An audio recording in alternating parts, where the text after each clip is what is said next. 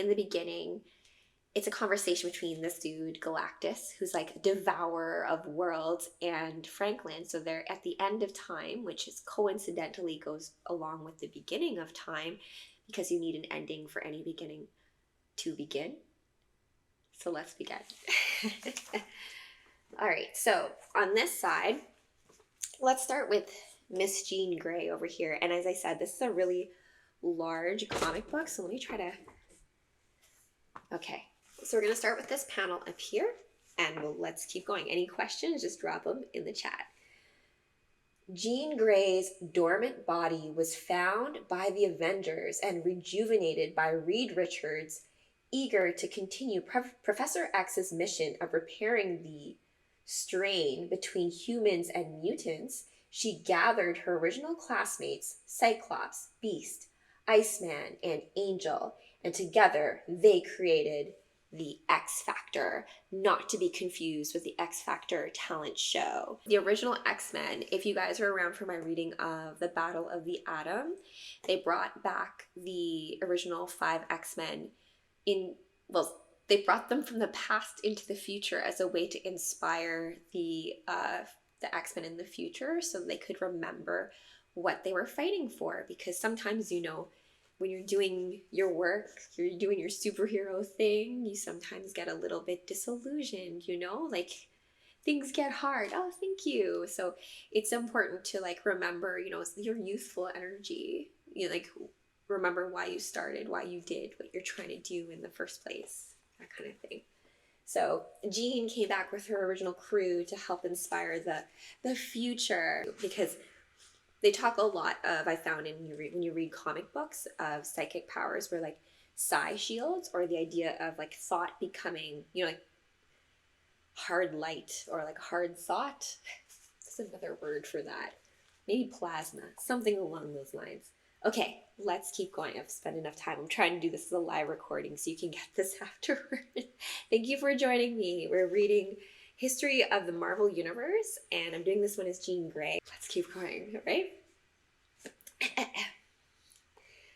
One of their earliest battles was against Mr. Sinister's marauders, who attempted to eradicate the Molochs, an underground mutant community.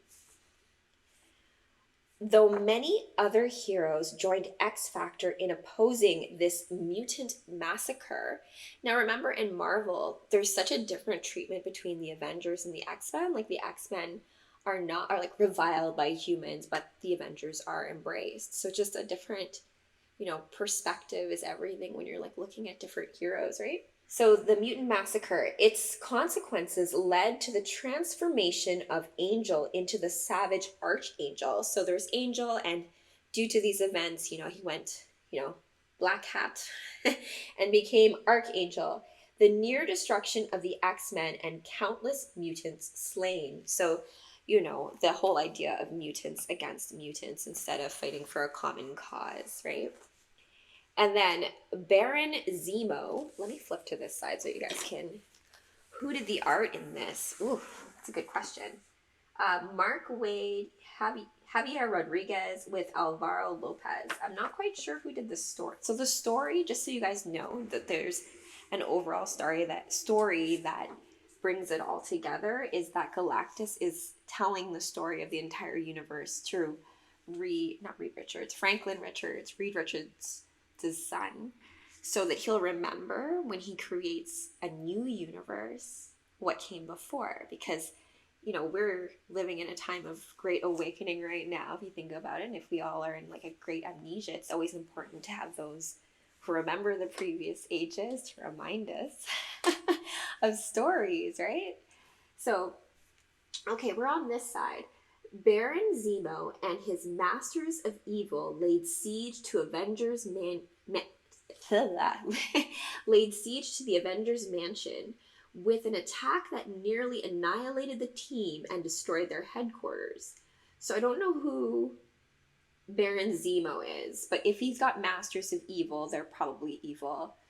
And then they attacked the headquarters of the Avengers and took them down. But remember, these are always cycles. Whenever there's like bad stuff that happens, usually there's a comeback for the good guys, and then, you know, go back around again.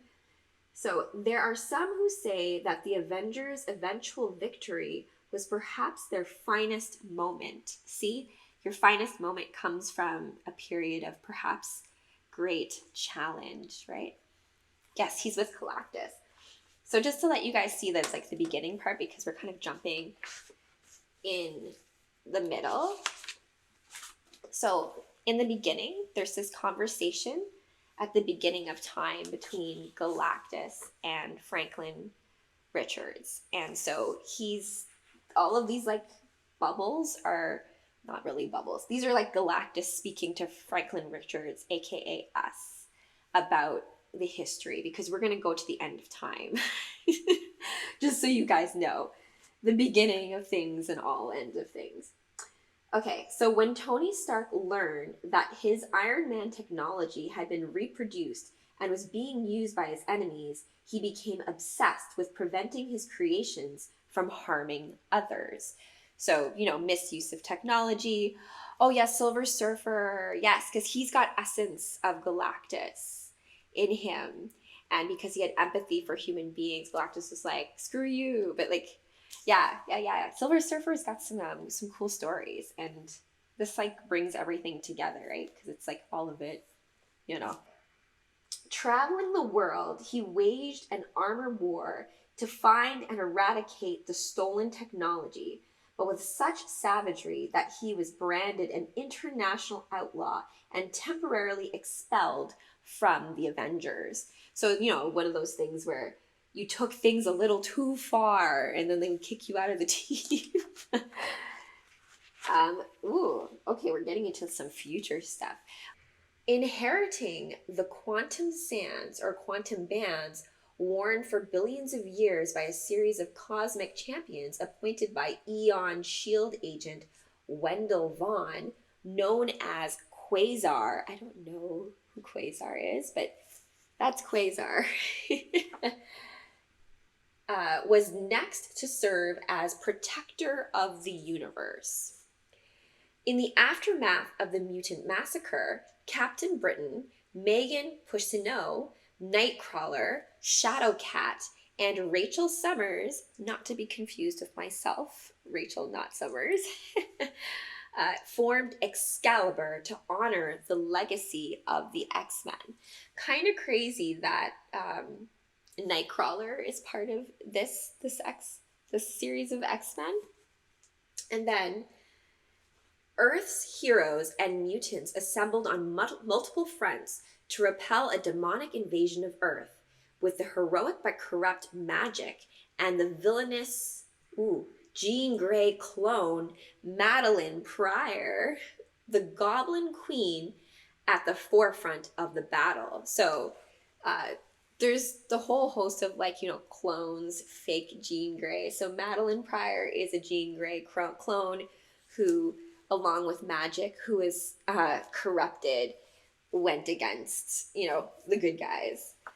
And then I'm just going to finish this panel, and then I'm going to show off the other recording, and then I'm going to return to this, because that computer's making a whole lot of noise, and I want to keep it, close and intimate and, that kind of stuff. Johnny Blaze. Oh, yes. If you guys were here for my Sunday night ghost story, we did a Ghost Rider comic book. I was Supergirl for that, not Marvel, don't kill me. But Johnny Blaze, meanwhile, dealt with a different demon of his own. After separating himself from Zarathos, am I saying that right? Zarathos? The entity that Ghost Rider is attributed to? Yes. Blaze was finally free from being the Ghost Rider, only to see his brother Danny Ketch become the next spirit of vengeance when he was bonded with the essence of their ancestor, Noble Kale, another former rider. Because Ghost Rider, I think, was also Phantom Rider, so had a horse. There's this cool scene in the movie where you have Nicolas Cage and he's on the Harley and he's riding next to the old Ghost Rider or Phantom Rider on the horse, and they're both flaming, and it's cool. It's the past and the future, and the fact it's the same mantle, right? So you can kind of see here. And we talked about before how Johnny Blaze Um, I love the library growing up, right? And you know what? I got this from the library.